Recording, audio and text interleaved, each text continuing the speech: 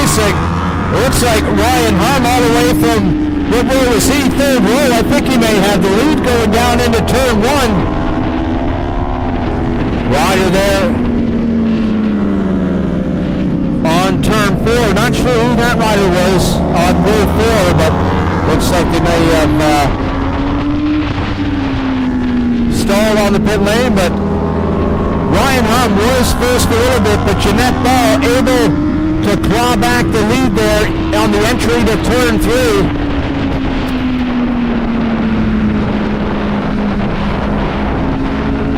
Now out of turn four, it's Jeanette Ball with about a second and a half, 2 seconds over the second place rider of Ryan Hum. Now down the back straightaway, side by side. Not sure who that machinery is. New rider here. We'll hope to see when they get closer to the front straightaway to see what number that bike is. Now coming out of turn 9. It is Jeanette Ball.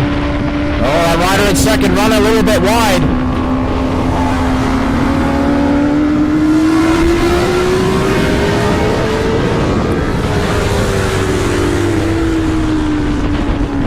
Isaac Gaudet coming all the way from the 10th row, or the 10th position, the 4th row, up into second now across the line, followed by Ryan Hum and Tony Martin in 4th. Looks like Isaac Gaudet down into turn 2, able to get around Jeanette Ball. Now opening up about 5 seconds. Looks like Tony Martin has got around Ryan Hum through turn 4. We'll see if he is able to make any headway in this gap ahead of him. Across the line, it was around 2 seconds. It looks to be about the same down the back straightaway.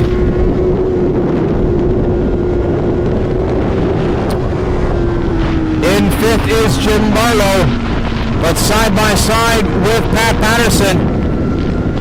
Had to let off the gas. Look, it was side by side, but elected to get off the gas and allow Jim Marlowe to hold that position through 7. And now onto the front straightaway, Isaac Gaudet. Keep my eye on the lap times.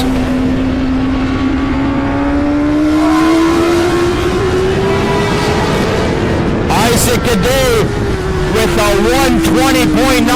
Isaac Gaudet, unfortunately, not able. You're not allowed to run lower than a minute 22, and Isaac Gaudet has done a 120.8, so it looks like now the lead has gone back to Jeanette Ball. Right here in turn 11. Ayesha Praz looks like he's lost the front end here in turn 11. See if he's able to pick that bike up and get it out of the way. Andy Hill, the turn 11 corner marshal, down there to help him.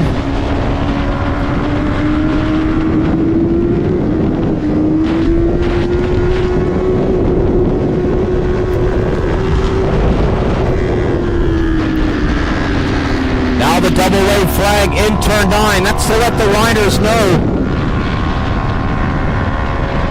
that there is an incident between 9 and the next time they see a green flag, it can be anywhere between there. So now they'll see through onto the front straightaway. So now here comes the battle for the lead. This is between Jeanette Ball and Tony Martin.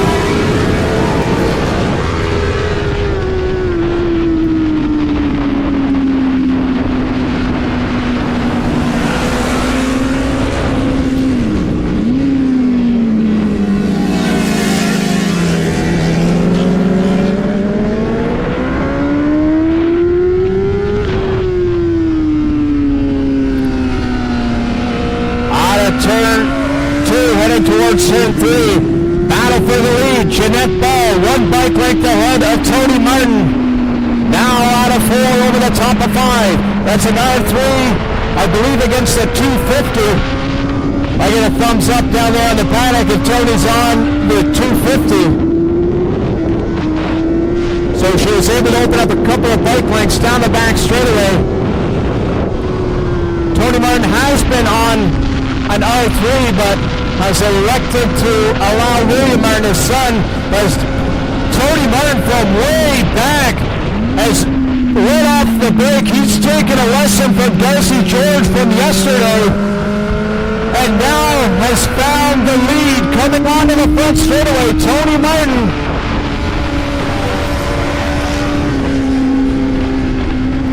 They're getting the signs to let them know it's first that they are battling for.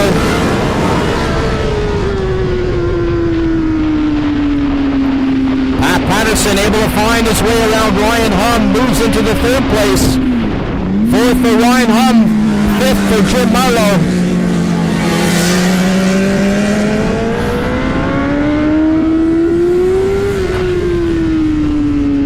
Tony Martin continuing to stretch his lead out there this afternoon, as now it's about 1.5 seconds as he's coming around turn 4 onto the back straightaway.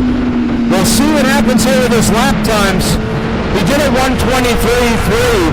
We'll see if he's going to start flirting with that, with the 1:22 mark. 1:22s are okay. As soon as you touch 1:21, that's it.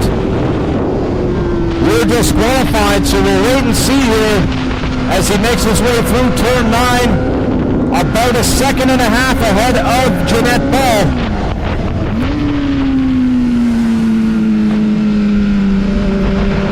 Healthy battle here for 3rd, 4th, 5th, and 6th as Ryan Hum is trying to chase down Pat Patterson. We let the gap go out a little bit, but this last time by, he's able to get a couple of more bike lengths.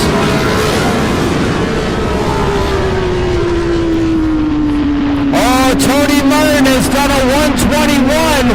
Tony Martin has been disqualified, so now Jeanette Ball back to the top.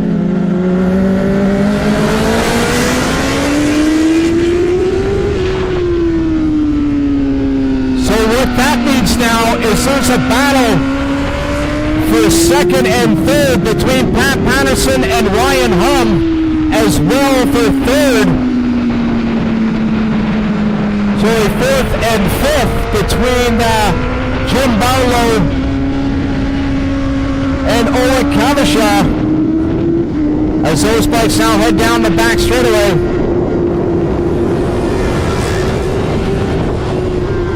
Keep an eye on Pat Patterson and Ryan Hum.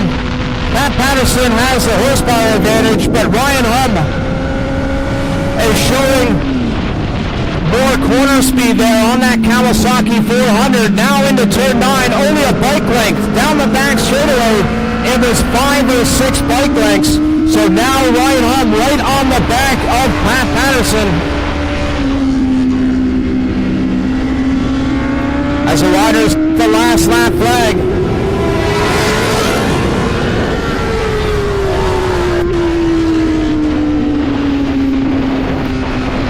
It is Jeanette Ball, followed by Pat Patterson and Ryan Hum in 3rd. Ryan putting in his fastest lap of the race last time by with a 1:24. Jim Marlowe sitting in 4th by Oleg Kavisha. In 5th, Brandon Molcher. In 6th, followed by Lucas Bull, Sylvia Godin, and Nicole Schneer. I'll follow this battle 2nd and 3rd. Pat able to open up a little bit of a gap there as they come towards the back straightaway. It looks like it's about 4 or 5 bike lengths. It'll open up a little bit more with the power of that 600 versus the 400 down the back straightaway, but we'll see if Ryan is able to do anything between 7 and 9 here. I have a feeling he's going to be just a little bit too far back as the checkered flag flies. Those two riders, they'll get the checkered flag, but here comes the leader, Jeanette Ball, taking the win, extending her championship points.